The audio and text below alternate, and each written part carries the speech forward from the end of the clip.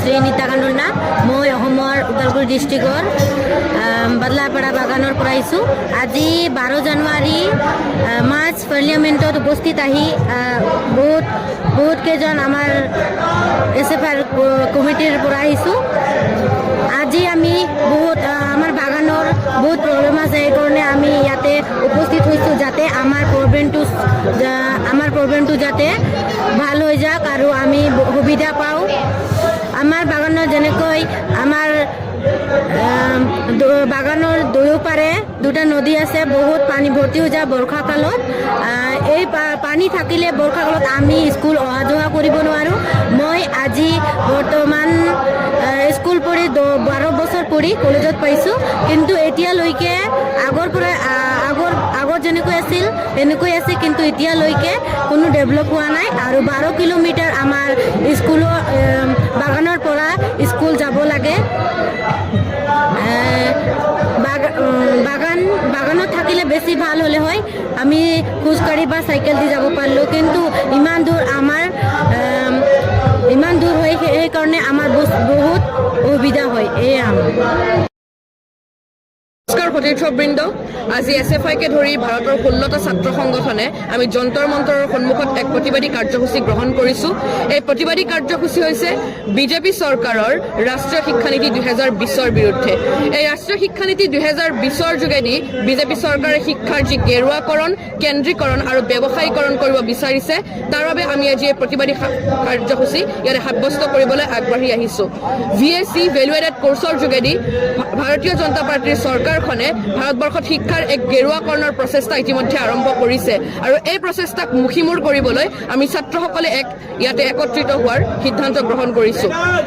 MD system অৰ্থাৎ মাল্টিডিচিপ্লিনাৰী ইলেক্টিভৰ যোগেদি এই চৰকাৰখনে ছাত্ৰসকলৰ ওপৰত এনেকুৱা কিছুমান বিষয় জাপি দিছে, যাৰ জৰিয়তে এক ষড়যন্ত্ৰ ৰচনা কৰা হৈছে ভাৰতবৰ্ষত গৱেষণামূলক শিক্ষাক গুৰিতে উঘালি পেলোৱাৰ। আৰু এই ষড়যন্ত্ৰটোৱে ভাৰতবৰ্ষৰ ভৱিষ্যতে ছাত্ৰসকলক সংস্থাপনৰ বজাৰখনত কিমান বেমেজালিত পেলাব সেয়া ইতিমধ্যে আমাৰ দৃষ্টিত পৰিলক্ষিত হৈছে।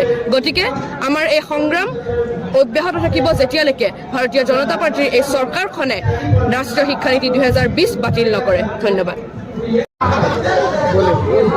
तो साथियों, जैसा कि आप सब जानते हैं, आज दिल्ली के जंतर मंतर में हज़ारों की संख्या में 16 अलग अलग छात्र संगठनों के छात्र जंतर मंतर पर इकट्ठा हुए हैं। आज का जो ऑल इंडिया मार्च का call United students of India के द्वारा दिया गया था, वो जो राष्ट्रीय शिक्षा नीति मोदी सरकार लागू करना चाहती है उसके खिलाफ है।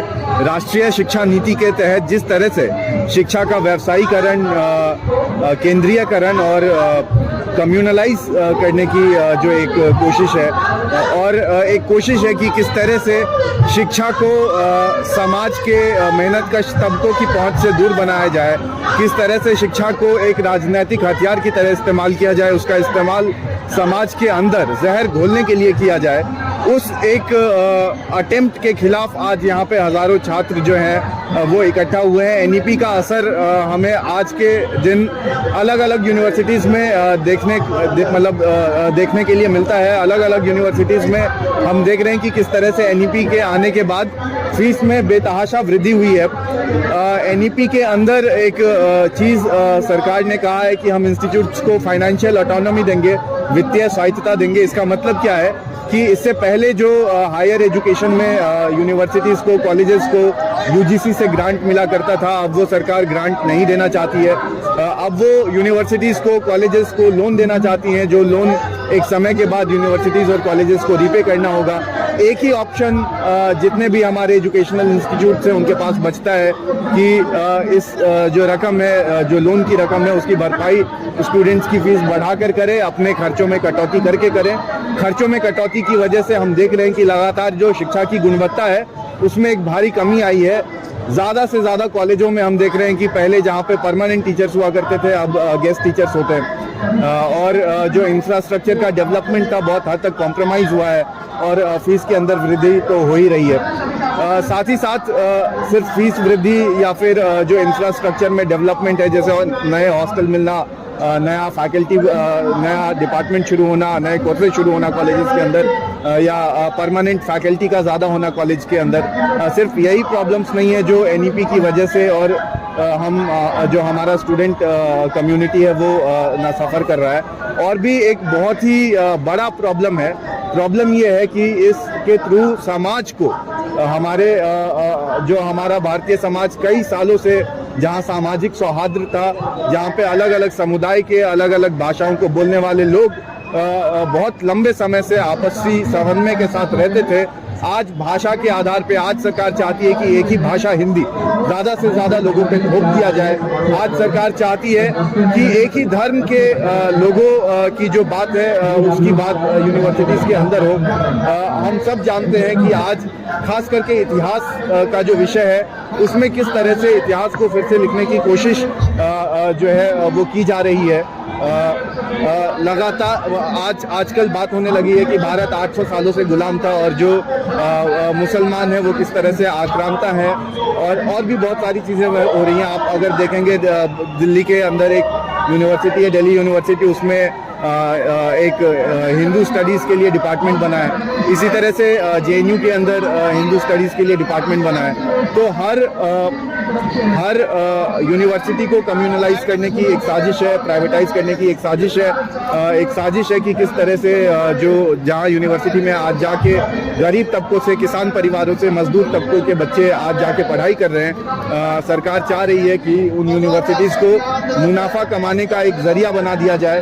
तो आज यहाँ हजारों की संख्या में छात्र इकट्ठा हुए हैं और मेरी सबसे अपील है जो यहाँ पे नहीं आ पाए उन्हें एनईपी के बारे में, नई शिक्षा नीति के बारे में और ज़्यादा से ज़्यादा जानने की कोशिश करनी चाहिए।